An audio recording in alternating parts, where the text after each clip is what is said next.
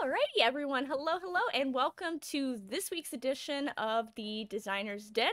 I'm very excited this week to welcome my friend Casper, all the way from Denmark, Finland. From Denmark, yeah. Yes, I got it right the first time. I actually am now starting to get a large number of friends from over in the Northern European area, and so they're all starting to blend together, where before it was always my friend Krishna from Denmark was the so yeah, but that's actually a good problem to have, so thank you so much for being here on the show today. Very excited to talk to you about your adventures that you've published and your plans for the future. And on that note, though, do you want to kind of give yourself a little introduction to let everyone know a little bit more about you, who you are? Yeah, absolutely. Well, my name is Casper Kirketerp-Helenius. I am 46 years old. I live in Denmark, in a rural town called Tune, outside our the capital of Denmark, Copenhagen. Well, on a personal side, if we start there, I'm married to Sarah. We've been married 3 years now. We've been together for 10. We have 4 children. All of them are D&D players. They're aged 10 to 20. So we are a D&D playing family. Sarah, my wife, also plays. I am the co-founder of an organization called D&D Adventures League Denmark. We count around 1,400 members, whereof we have about 400 active players during the different seasons. So through Adventures League Denmark, I got the opportunity to hook up with a couple of Norwegian players. So we founded the Scandinavian or the Nordic Adventures League, which is a Discord server mainly. So we play online, all of us, which has taken me the step further to come out as a writer, something that was sort of unexpected when this journey started, right? But in November last year, I think, November 4th, my first CCC was released on DM's Guild called Helping Hands, and on January 4th, funny, something about that date, right? On January 4th, I had my second module. It's a DC POA Conma 01 called Something Sinister, was released on DM's Guild. Oh, right. So I've gone from being just a player, an avid Dungeons & Dragons player, which I've been for most of my life, since 1986, I think, actually. Yeah, I was back in elementary school. So I've been a long time Dungeons & Dragons player. So it was about time, right? 30 years of running down the runway until I decided to publish my first module. So yeah, and it's kind of funny how that works, right? So you just start off and you're just like, I'm just gonna play some D&D, and then before you know it, you get so immersed in the community, which obviously you did, kind of taking a leadership position there to help your community grow because you had that passion, and then suddenly you're like, I accidentally wrote a thing, and now I guess I'm a writer. Exactly. Yeah, and it was that crazy experience going from sitting as either as a player or as a DM to actually being the guy who shows up with the script and says, "Hey, should we try to play this?" Um, and something that was you could say normal back in the 80s and 90s, but with just your Mm-hmm. the usual group that you used to play with. Well, I tried to write this, and it's a dungeon and it's really fun. Let's try it out. And what is that red dragon doing in my dungeon? And I don't know. Then it's not a good module. So some important learnings coming over the years, right? That eventually Yeah. ended up in what is now on the Teams Guild. Yeah, and I think that's a good point too, in that it's not weird that people are a player and then a DM and then start writing their own stuff. That's kind of, I guess par for course, as it were, in that, once you become a DM, it is a bit of improv. And so kind of a natural progression, but the interconnectedness of today's society allows you to become, you're not just writing for your home group, which a lot of times isn't actually writing because you don't necessarily write it down, or if you do and you handed it to someone else, they wouldn't know what it was. I have several adventures written down. They're about 5 hours long. It's about a single page of writing. Yeah.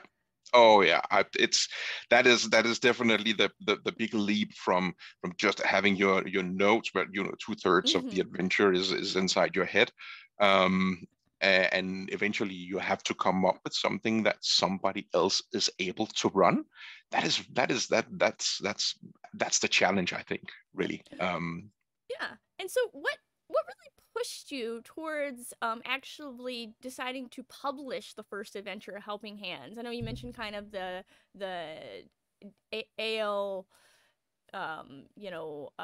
with your friends in Norway and Nordic kind of Discord server, and I guess, having that more sense of community, was that it, or you just wanted to contribute, or Um, I've had a desire to contribute to Adventures League for a long time. I've been involved in Adventures League for more than 3 years, as a you could say a front person or spokesperson for, well, at least the Danish organization. mm-hmm. So somewhere along the way, I started wondering what would it take, right? What would it take for me to write an AL legal module that I could present to other DMs, that Right. they could present to their players. But so that was kind of the motivation. I think the idea of actually writing something has been there for a couple of years maybe, but it wasn't until we well, actually, it was during May Days last year, the online con May Days. I well, by chance actually hooked up with one of the Norwegian DMs, Mm-hmm. who was also DMing at May Days, Martine Lassen, um, and well, we ended up building a cross Nordic community for AL players, and it was kind of that was actually the direction that kind of led to me finding my channel and my voice into writing. As Martina had already written a few CCCs, so she kind of knew what it would take to get there.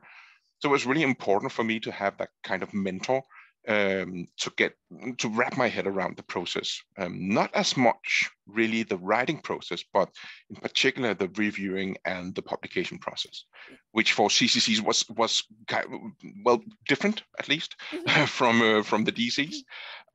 So it was a great help for me to have her on the sideline um, as that guideline, And yeah, when I had any questions and so on. Right? and Martine is really just a fabulous person, honestly.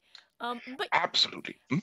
yeah, so in a way, in a roundabout way, then the pandemic actually almost was kind of the thing that spurred you on, because we had the pandemic, which is why we ended up doing Maydays, and then you kind of got your inspiration to contribute a little more to the community than you already were, and that's actually kind of cool in a way, thinking about it. How much just well, I guess just having a global pandemic has kind of changed the way we do Adventurers League. We've gotten a lot more interconnected internationally with all of our virtual events, which is good because allows more people out in the world to meet people.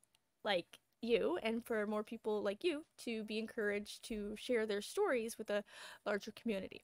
So speaking of your stories, your more recent one, the Dungeon Craft Something Sinister, um, was just released this year in January. It's been out there a little over a month now, and it's doing pretty well in sales. You know, uh, it's I'm gonna say that relatively. So how a lot of people view sales is kind of subjective, right? It doesn't have a medal yet, but No. that doesn't mean anything because it's a dungeon craft, so it's a community produced content. So sales on those things are naturally slower, but um, I I don't know your actual sales numbers, but I'm gonna go ahead, and assume you've sold at least a handful of copies, and so that's pretty good.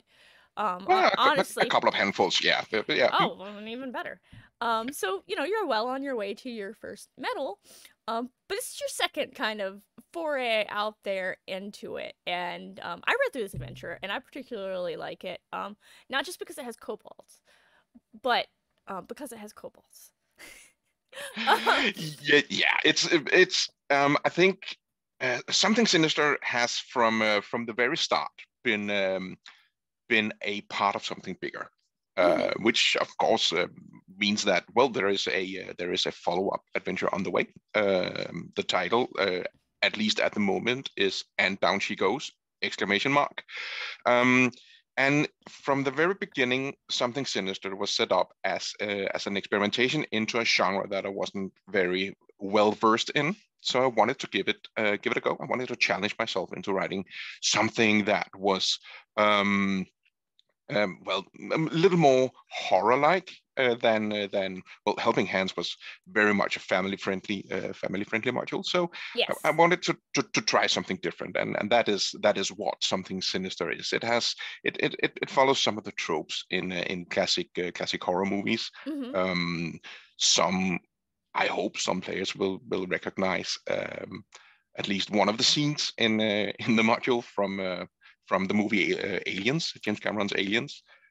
So there are some of those pop culture references hidden hidden in the stories. And some I know that some people like it, some people don't, but I think it's a fun way to create a funnel actually out from the game, something that the players can relate to um, in kind of through their characters. And I think that's Mm-hmm. that's funny. So And Down She Goes will take let me just say it'll take a different angle. It won't be horror. It'll probably be more comedy. Okay. There'll be some timey-wimey stuff in there for those who are keen on Doctor Who. It will be wibbly-wobbly timey-wimey, I promise that. And then I probably won't say much more about it right now. It'll Oh no. probably be ready.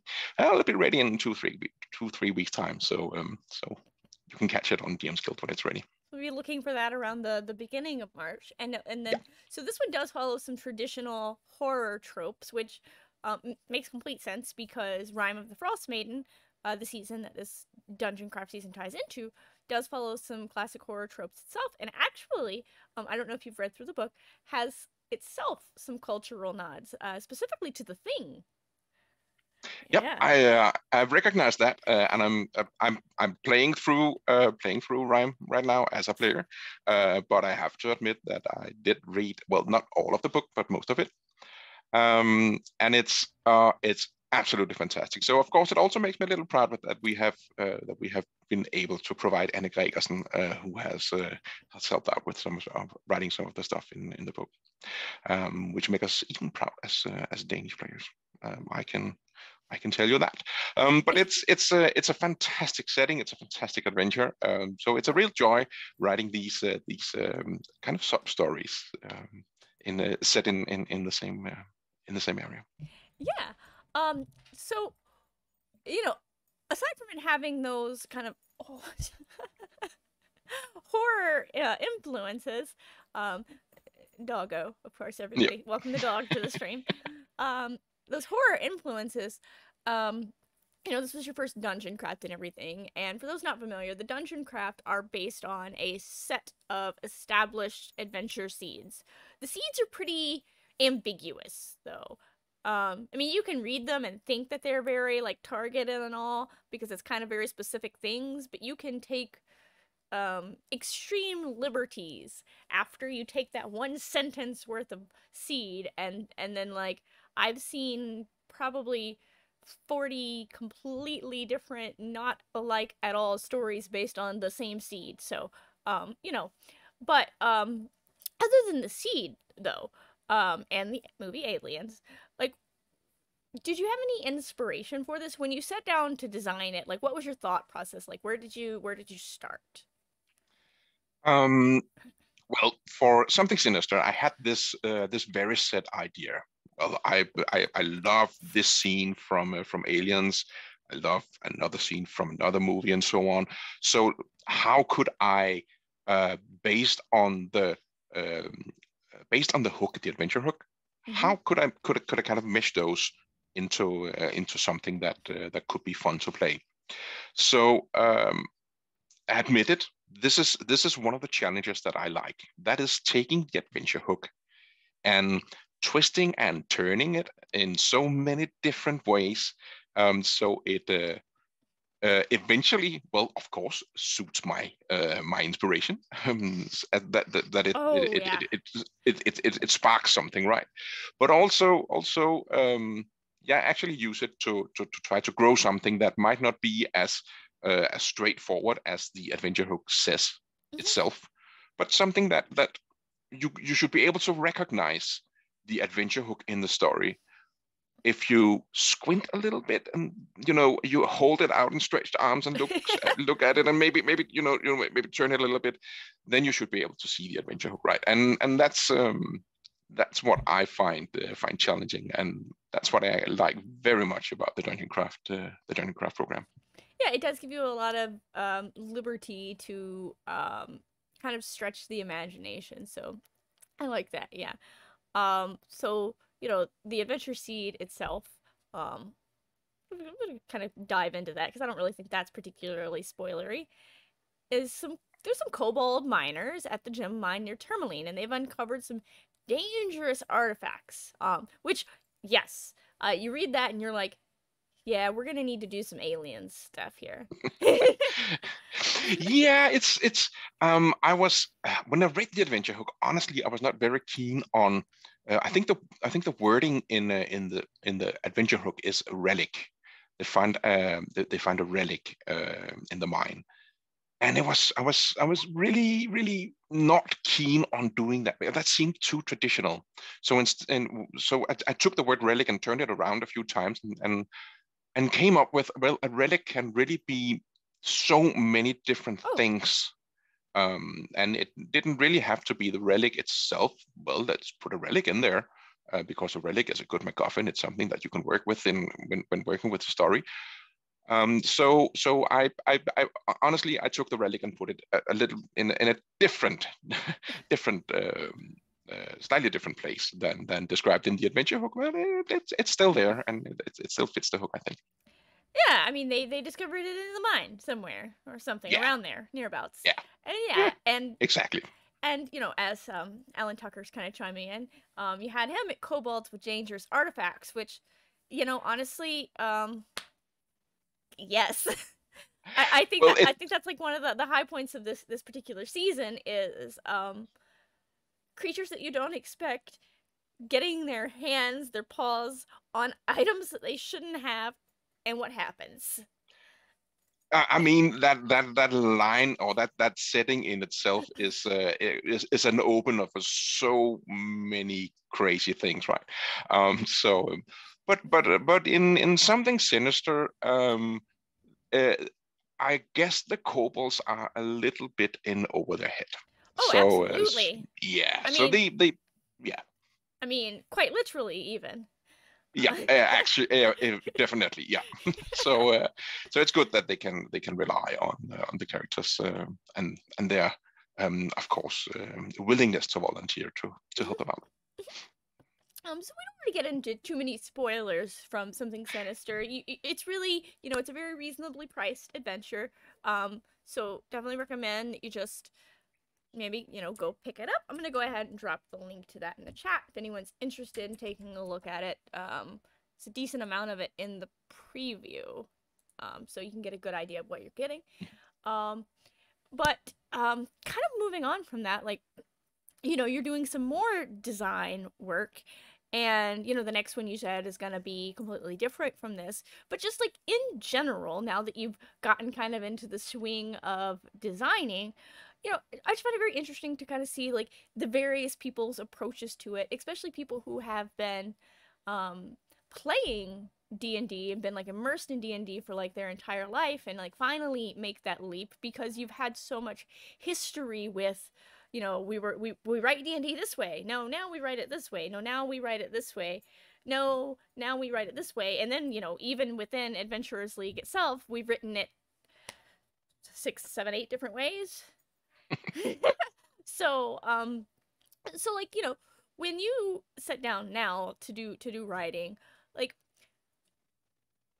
if you had to like really think of a particular edition of D&D that you've played that kind of inspires your style of writing the most, what would you really kind of, lean towards?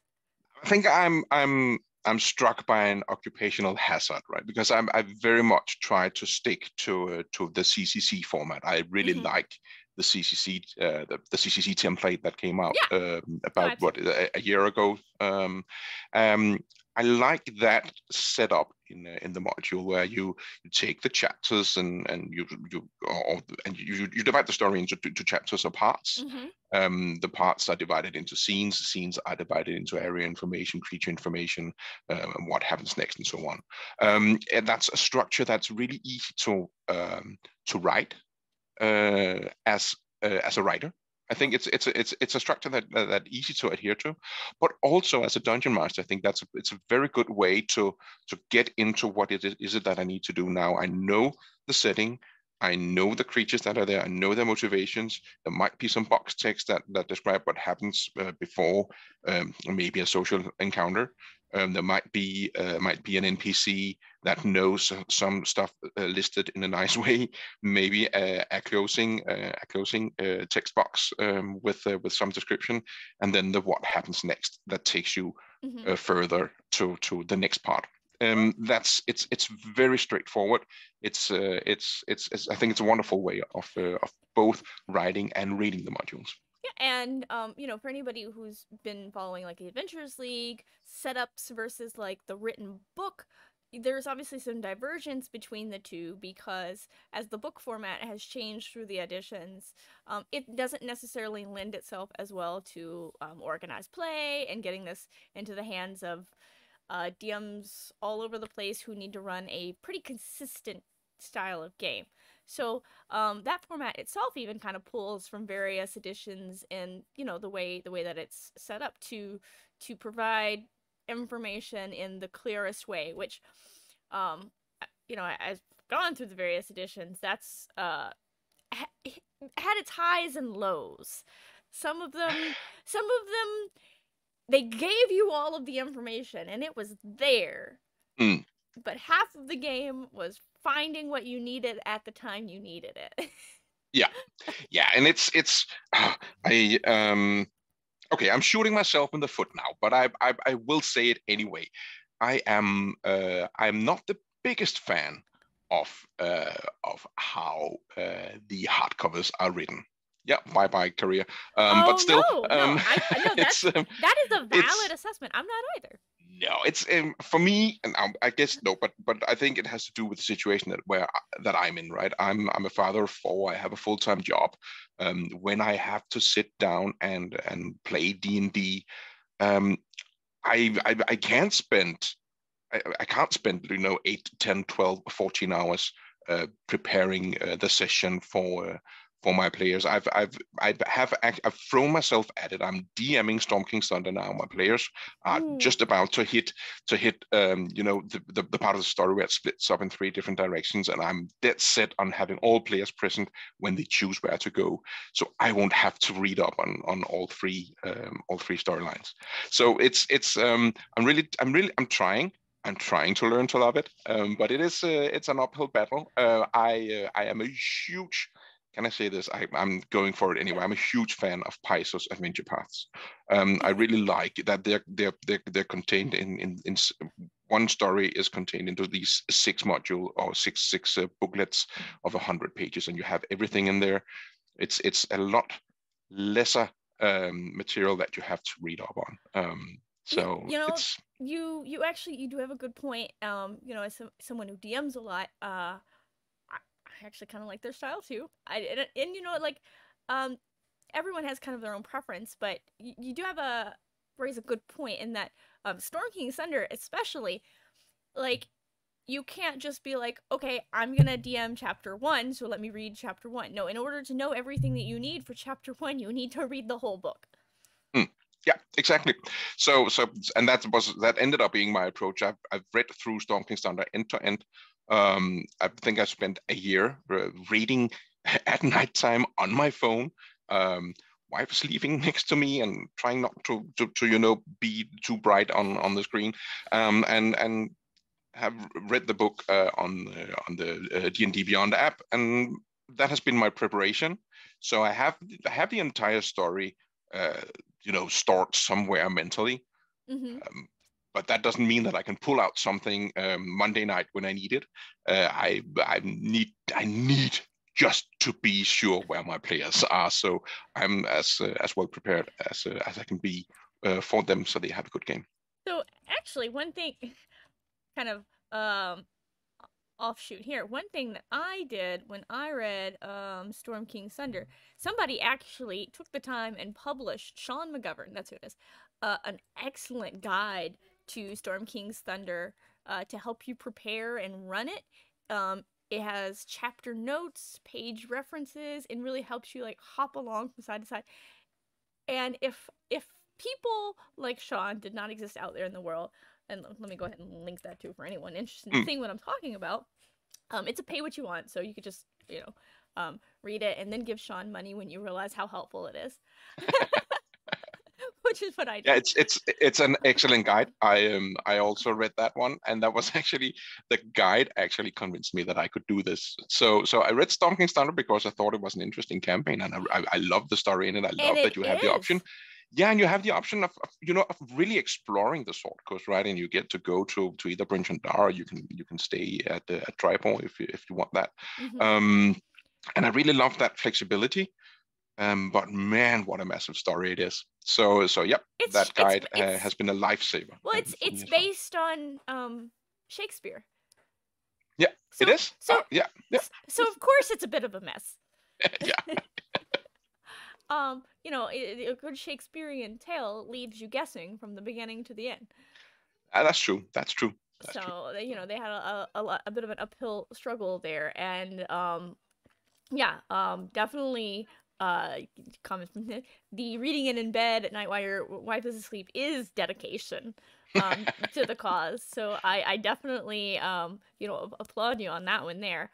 I have gotten to where I am what I would call a lazy dungeon master.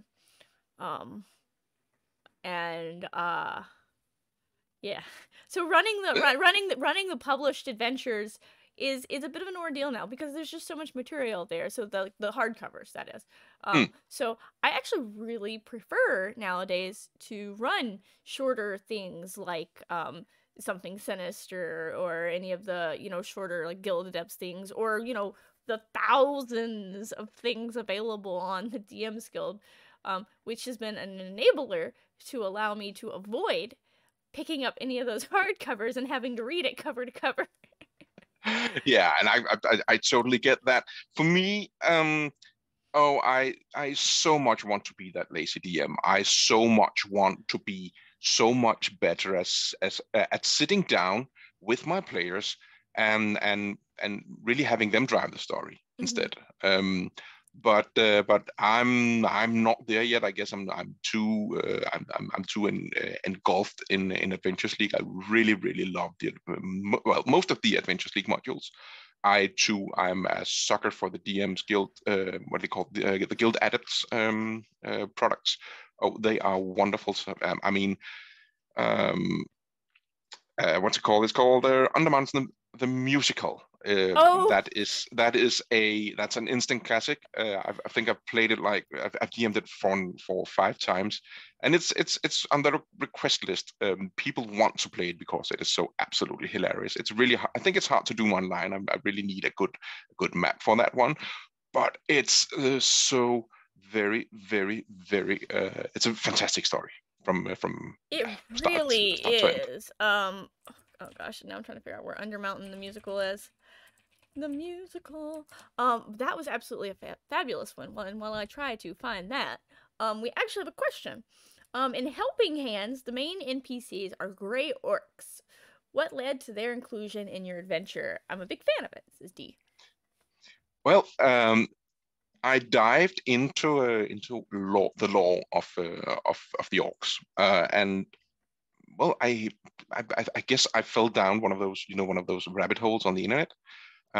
Probably a fandom site where I found something that led me through the orc gate wars, and I ended up with the grey orcs, and I figured, well, um, I need to include a is an ancestry of orcs that would not immediately trigger the players to attack. Mm-hmm. I wanted that opening scene of Helping Hands to rather function as a not a mystery, but a moral challenge, really. How do you approach someone who seems seems like something that you know and you traditionally at least consider malevolent? And that was actually the feeling that I wanted to challenge, um, because they are gray orcs. They're looking slightly different than the usual orcs that you meet. So that was the story. Well, the Greylings, the tribe that you end up meeting in Helping Hands, they have a long story that I hope to let the players out there investigate over more modules.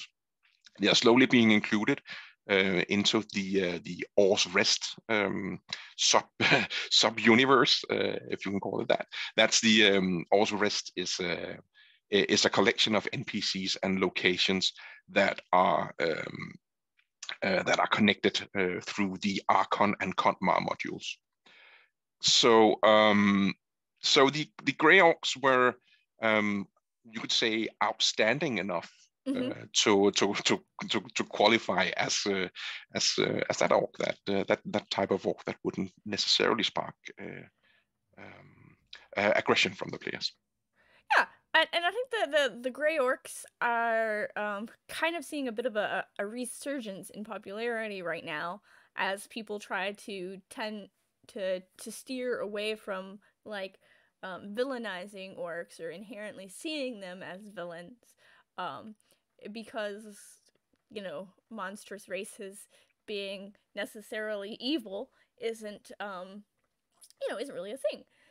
No, So. but I mean, that's really what I wanted to challenge in Helping Hands, right? That was the idea for actually having the orcs being the ones that come asking for help. Mhm. Of course, sprung from the discussion Oh yeah. that went on online during the summer last year.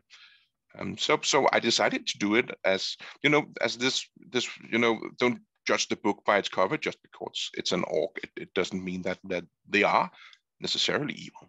Oh no, absolutely, absolutely. And I think, seeing more and more products coming out and featuring like um the bad guys as, not bad, it's definitely been beneficial towards changing that perception that like, oh, it's an orc, we need to kill it, or oh, it's a goblin, we need to kill it because, you don't know. Like, you know, they're having a hard time. Maybe they just need your help. Um, and Yeah, it's that thing where, you know, everybody has their own story, mhm, that you might not know about. Um, I have to be honest and say that for Helping Hands has received its, I think, its third update a couple of weeks ago. I like to keep the scripts, not the modules. I like to keep them alive along the way. I listen to the feedback from players and DMs, and if something sticks out like a sore thumb, then I fix it. And I had to dive into some details around the mhm, orcs in Helping Hands, and fix that. Mostly, how long did they spend in the camp? I mean, after all, it was a camp to begin with. Now it has grown. It has been there for a longer time, so now it's more like a small village. right. Um, but it's that's the way I like to keep the stories as sharp as possible. Mhm. So if you find something that doesn't work, let me know, and I'll look into it. And Or, if it makes sense, I'll consider fixing it. Or I or you'll won't consider fixing it. or I'll bring it or in. you'll Yeah. explain what it actually is, that's being missed there.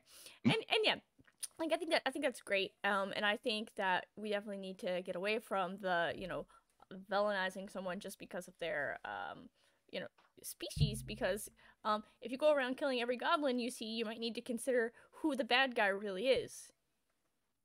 Yeah, and I think that back to Rhyme, right? Yeah, exactly. And back to Mhm. Rhyme, if you are dead set on um, um, eh, well, eliminating every kobold that cross your path in Icewind Dale. Then Ah, you're gonna yeah, have a hard time.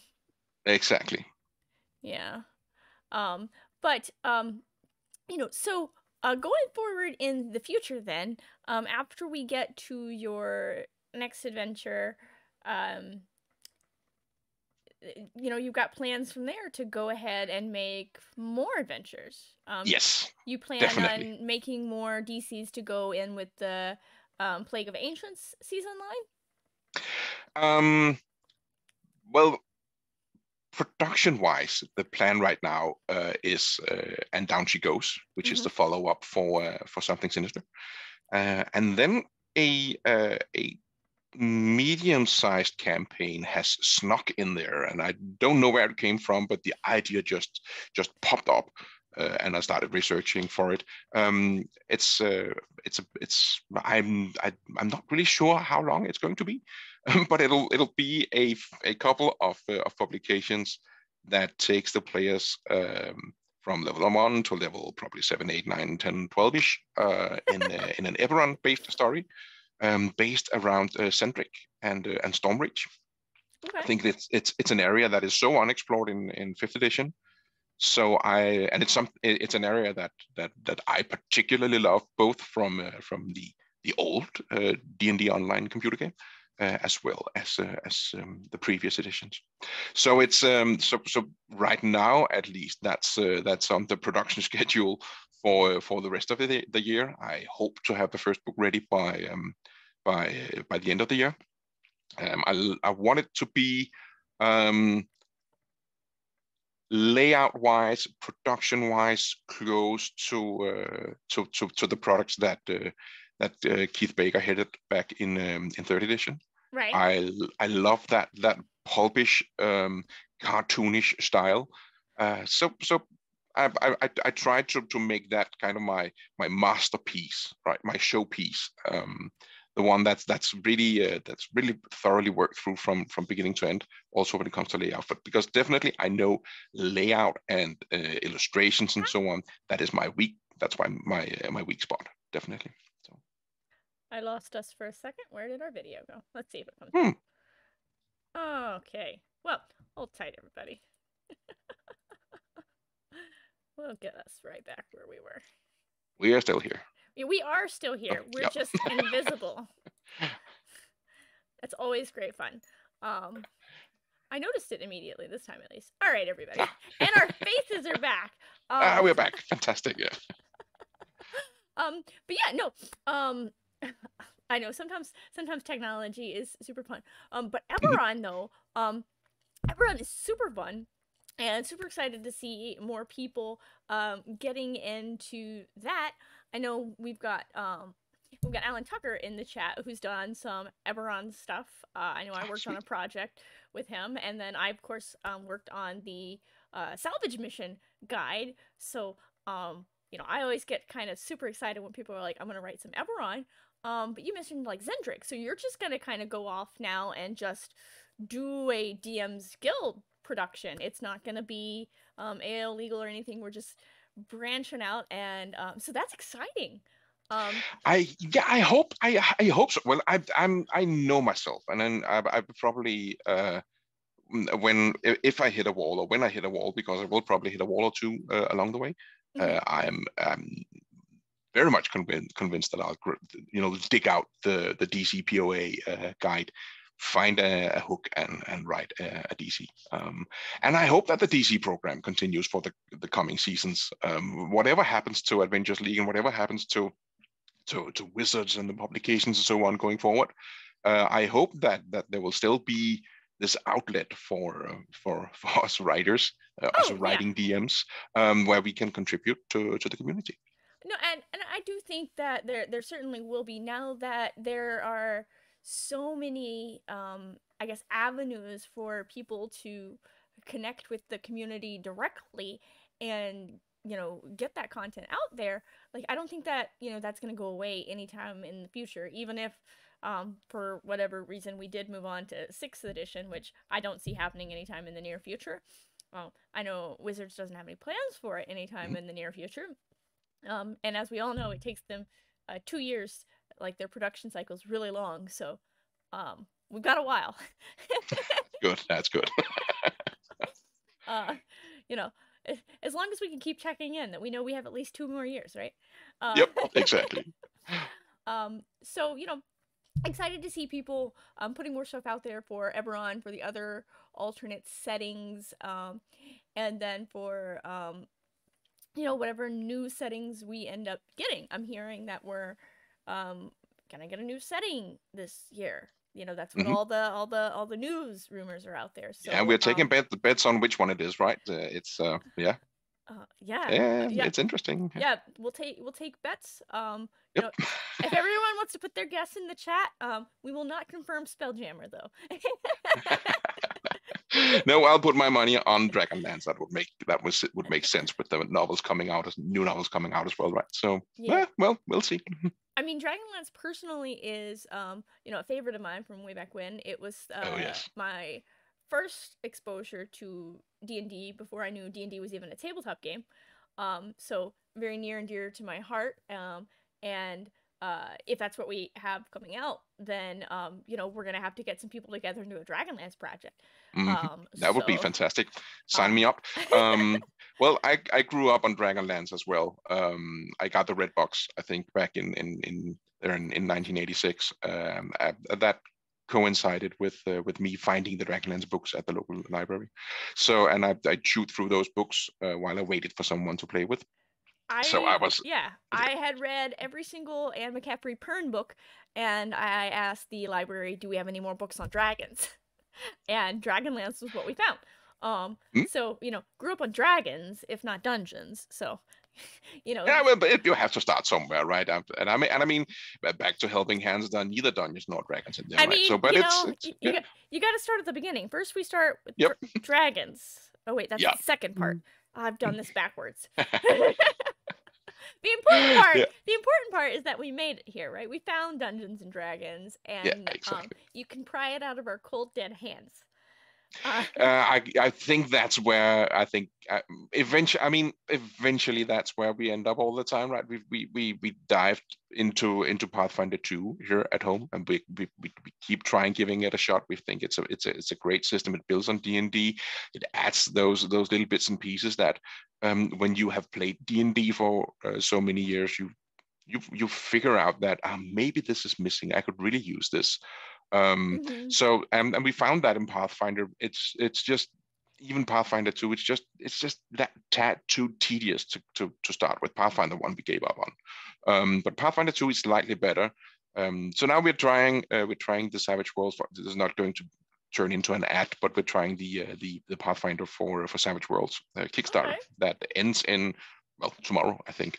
But definitely worth mentioning, where they are taking Savage Worlds and trying to fit it into Golarion, old Yeah. Golarion before So Pathfinder. so So that's the Pathfinder world on the Savage Worlds mechanics. yeah, and they publish the entire Rise of the Rune Lords alongside. So that's going to be interesting. But I know that no matter how great or fantastic or amazing it is, it'll always be D&D. Yeah. There will always be Dungeons and Dragons, that's Well, for and if sure. that goes over well, maybe you'll start writing some Savage Worlds. Yeah, let's see. I like the format that we have, and I like the world. I know Faerun. I know the Sword Coast. I Mm-hmm. know my way around the Sword Coast.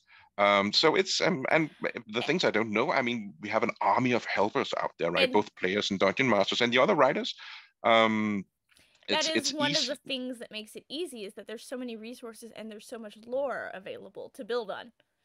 Absolutely. I mean, I really feel I'm standing on the shoulders of giants like Will Doyle and Alan Patrick and Andrew Bashinsky and so on, right? Because these are the these are the guys that I've grown up on in Dungeons and Dragons and Adventures League. Even before I knew what Adventures League was, um, it's that's kind of that's what brought me here, and I'm ever so thankful for both the inspiration, but also from the actual factual help that I've received from some of these people, Jonathan Well, Connor self as well, right, and of course yeah. Martina. Well, I do know that, Will and Alan and Andrew would all be very flattered at that, as none of them would consider themselves the giants. But, it's all a matter of perspective. And like you said, however it is you view the people that you've, admired their works and everything, um, we're always our own worst critic. But, those people are there. They've laid some sort of foundation, whether it be Andrew with his prolific CCC production. Holy It's moly. crazy, man. He has. Where does he get the time? I don't understand it, but it's We, man. he's as far north as you are. He's Canadian. You can't go outside half the year. Yeah, that's true. That's true. That's true. Yeah, I should write more, I guess. Yeah, I think that's Alan's problem too. All the way up here in Michigan, you can't go outside half the year. It's too cold. Yeah, Um, exactly. Yeah. so all he does is hang out inside and think up very unusual ways to let players kill their own characters, not themselves. Mm. Players shouldn't kill themselves. Player Nope, characters. definitely. Nope, nope. Yeah, the characters. Yeah, that definitely. Yeah, Yeah. The characters, especially in his adventures, do tend to find interesting ways to end their own stories. I know his very first CCC window to or author only, whatever. Window to the past. I actually very politely begged to let the rest of my party murder me again, please. I understand that yes, they've already yeah, raised me, but can they stab me to death again so I can become magical armor? yeah. That's well, it's frankly, and when you read something sinister, if you have read is Window to the Past? That's the first one, right? Window to the past. Mm, Those that came before, and I'm blanking on the name of the third one, but yeah. yeah. Um, there are some knots, at least, from something sinister, right? It's finding something underground that eventually takes you Mm-hmm. into a darker place, right? So Yeah. And we've got some whoa. All right. We got someone promoting piracy in the chat, which that's a no-go, buddy. We don't do that. you There will be no Dropbox links. how are we going to live and feed our families, right? It's Yeah, that's not particularly kosher. But so we're gonna nip that in the bud real quick. But that said, um, there's a lot out there to. How do I find this person? Sorry, trying to ban someone real quick. That's all right. I don't normally have to ban someone in the middle of the chat, but I'm like, oh, piracy. That's a no tolerance rule here. Absolutely, and it's That's also it's well, actually kind of insulting when you have people talking about creating work and putting their heart and soul out there to be like, "Hey, I'm giving away the core books for free yeah, cuz I'm an don't do that, asshole." right? Yeah, it's don't do that. That's not nice. Yeah. Yeah, Um but I think that building upon those people and getting more stuff out there and even talking about the people who inspire you is kind of important because, like I said, those people that you've listed wouldn't consider themselves giants. So it kind of puts it in perspective for people who are creating right now, because you don't know who's out there being like, well, Casper inspired me to start creating, and so you know, uh, we're all an important link in the chain, rung in the ladder, whatever page in the book, whatever analogy you want to put out there. yeah, absolutely. And it's I think it's now it has become my part to give that back, right? I've had such good company along the way, people who have helped me out, getting my stuff, across the desk, and it's so for me, now I try to encourage those who have just the slightest idea on that maybe they want to write. Well, I try to encourage them to, well, Mm-hmm. do it. It's absolutely free. It's something you can do whenever you feel like doing it and you have a little time left. Then sit down and write. Just Yeah. do it. That's when you take a look at something sinister. There's a chapter in there. There's a part in there that is a set of guest writers who have contributed with small encounters. Mm-hmm. It's something that I really wanted to do, to give back to the community, to give back to some of those people who have helped me along the way. So those writers that you find in there, Rasmus Møller, and of course Martini is there, and Casper Acto, they are all budding writers that well, not Martini, she's already a published writer, but Rasmus and Casper are both also trying to find their spot in writing DCs. Mm-hmm. So this was kind of a way for me to give some of that energy back that Jonathan Connor gave me when he offered to do sensitivity reading on Helping Hands. So it's kind of paying kind of paying it forward, right? And trying to help other people get to where I am. I don't know. It's okay, I admit it, logging on to DM's Guild that morning when it hit 51 copies, and gained its cover. I had aimed for 10 sales and I thought that would be fantastic. And now it's past half 100 sales. That's mind blowing. Getting there.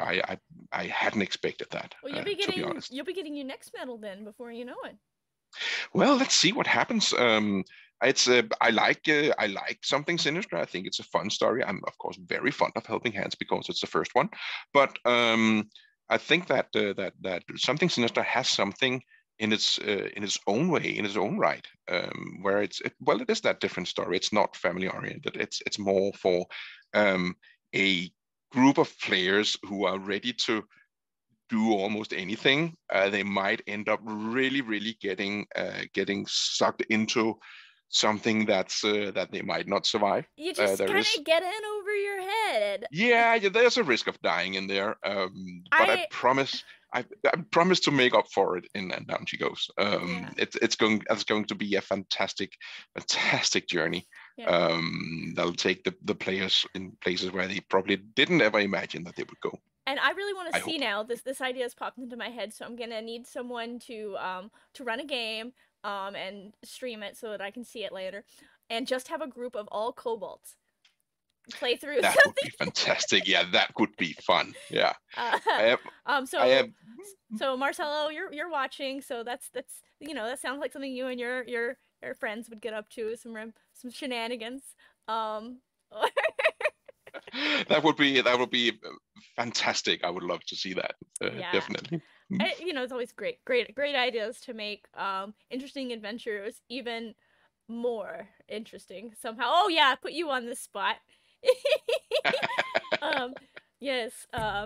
Marcelo has taken advantage of Connor Self's kind help as well. So it's kind of interesting to hear, like how much impact even a single person can have on the community to encourage you to get out there to do that. And we're going to continue to do these writing competitions, and there's the Storytellers Collective, previously RPG Workshop, and there's just so many ways to get involved. And beyond that, like there are just communities, right? So there's your communities, your Nordic Discord server, and if someone came on there and was like, "Hey, I think I want to write something, but I don't know," like I don't have to know all of you to be like everyone on the server would be like, "Yeah, no, yeah, of course. What do you have questions about?" Yeah, um, definitely. And I mean, on the Nordic server, we have a separate DC writers channel, where we encourage other players and DMs to join to get the ropes on or learn the ropes on how to write a DC. Where do they mhm. find the guide and so on, and how do they get started? What's your process? What's my process? What could help you? I mean, I get my ideas in the shower, right? Yeah, Some I'm one of people, those guys. yeah, some people get It's their it's ideas from, you find a really cool scene on a TV show, you figure out a way to rework it. I think of, um, you know, a really cool villain that I want to include, and I'll build a whole adventure from that. Or I'm paging through a book and I see a monster, and I'm like, God, I love this monster. What can I write to really like showcase this monster? Um, or wherever you start. Um, Yeah, that's actually how Helping Hands came up, right? you Because wanted to tell?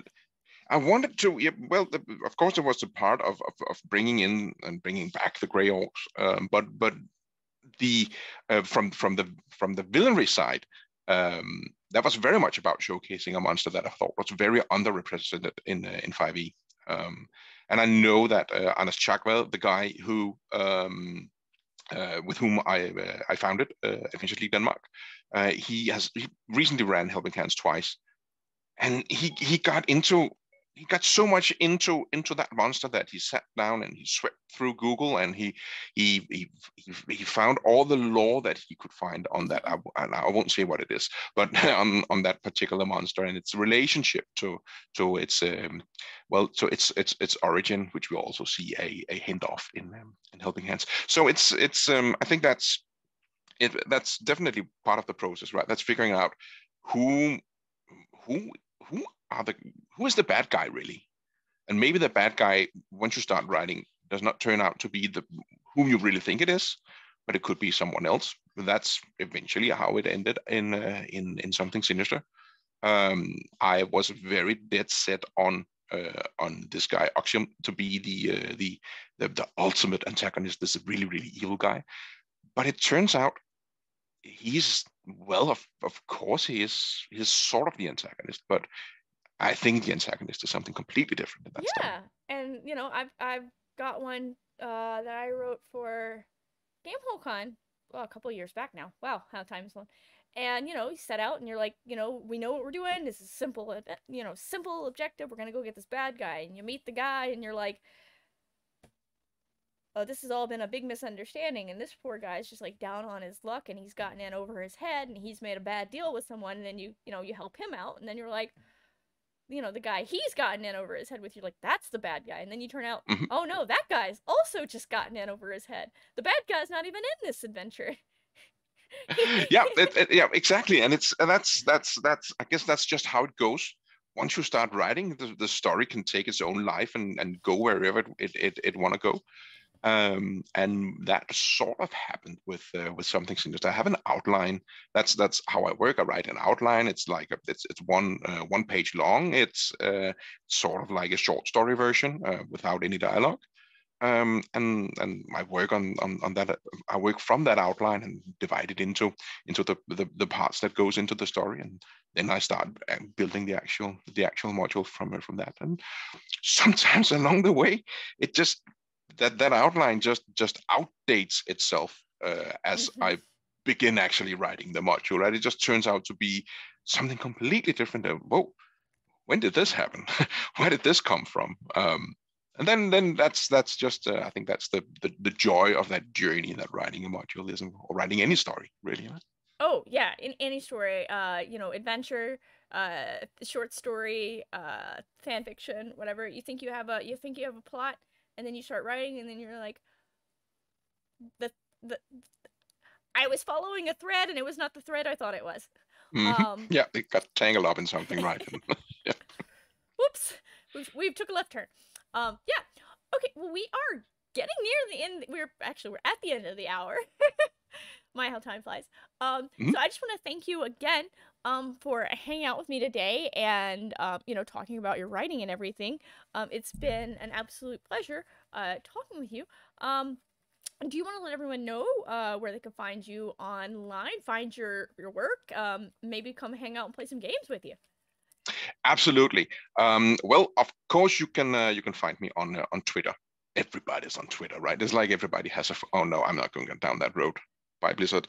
Um, you you can find me on Twitter at Tarzan Ape. It's That's can I? that's that Not no, sure. that's Does not this your work? that's not your Twitter. Maybe. Yeah, it worked.